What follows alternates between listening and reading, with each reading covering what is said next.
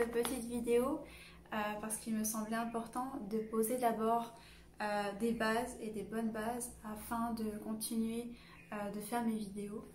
Je rappelle que je ne suis pas maquilleuse, encore moins professionnelle, et que je ne suis pas non plus dermatologue, mais je me renseigne énormément sur ces sujets parce que ça m'intéresse vraiment beaucoup.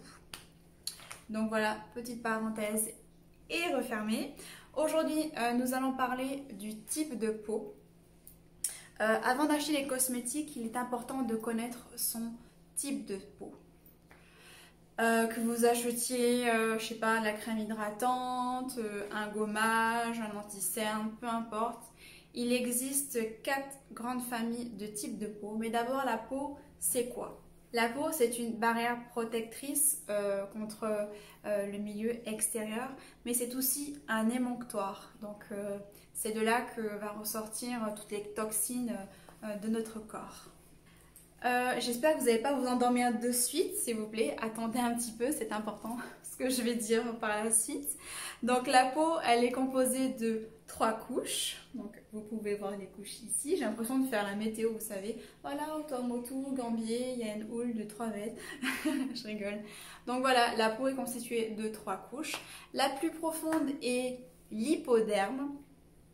Donc c'est là que se trouvent les petits vaisseaux sanguins, les veines que l'on voit et également les nerfs. Il a un rôle protecteur, c'est un isolant thermique et c'est dans cette couche que se fait le stockage des graisses. Ensuite il y a le derme, un petit peu plus au-dessus et qui protège donc les réseaux vasculaires et les fibres nerveuses. Et c'est dans cette couche que nous retrouvons les cellules, fibroblastes, voilà, qui synthétisent le collagène. Vous savez, le collagène qui est une protéine indispensable à l'élasticité de la peau. Voilà, quand on tire et quand on jeûne, la peau, elle revient à sa place. Quand on prend de l'âge, eh ben, on a du mal à créer du collagène et donc la peau elle a tendance à rester figée. Donc voilà, et c'est pour ça que parfois on achète des crèmes avec du collagène. Voilà le pourquoi. Dans cette couche, donc dans le derme, on retrouve également les glandes sudoripares, vous savez, qui produit de la sueur et les odeurs corporelles. Il y a également les glandes sébacées dans le derme qui sécrètent le sébum qui est essentiel à la protection de la dernière couche de la peau qui est donc l'épiderme, ce qu'on voit. Donc la surface de notre peau est recouverte d'un film hydrolipidique qui est une barrière protectrice contre les agressions exogènes, donc la pollution, l'humidité de l'air, etc.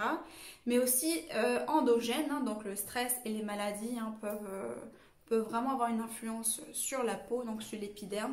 Et ce film hydrolipidique, il est composé d'eau, de sueur et de sébum.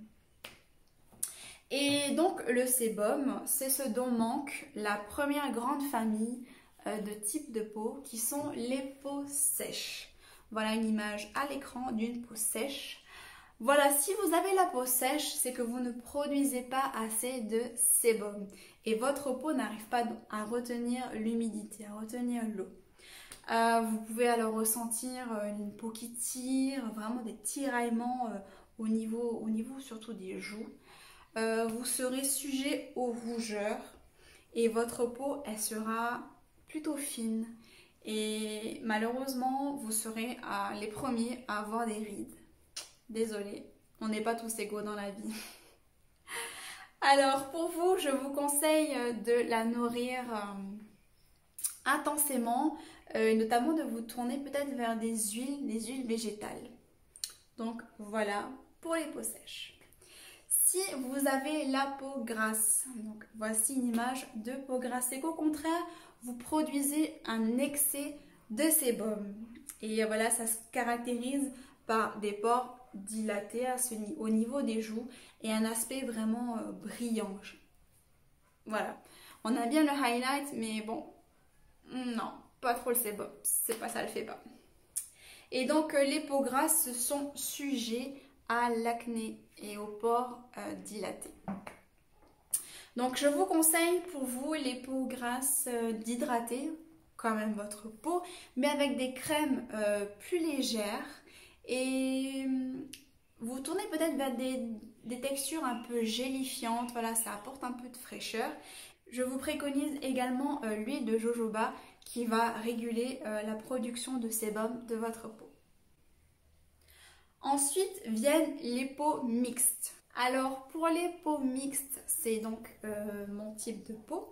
Nous avons une zone qui s'appelle la zone T, le front, le nez et le menton, qui sont des zones à tendance grasse et c'est là où on va briller en premier pendant la journée. C'est vrai que moi quand je porte du make-up, j'ai tendance à rajouter un peu de poudre dans la journée à ces endroits-là. Voilà. Et le reste de mon visage, j'ai une peau plutôt, elle est normale, une peau normale à sèche. Et pour les peaux mixtes, vous avez également des pores dilatés et vous pourrez avoir tendance à avoir de l'acné également. Ensuite, il y a les peaux normales, donc c'est la peau que tout le monde rêve. Hein, mais rassurez-vous, il y a très peu de monde qui a ce type de peau. Alors, une peau normale, c'est une peau qui est équilibrée, qui n'est ni trop grasse, ni trop sèche. Et pour vous, je vous recommande d'hydrater tous les jours, matin et soir, votre peau avec une crème standard, pas une crème trop riche non plus, mais voilà, une crème plutôt légère. Je vous mets dans la barre d'infos un lien pour faire un essai gratuit si vous ne connaissez pas votre type de peau. Voilà, répondez au questionnaire et ça vous donnera votre type de peau.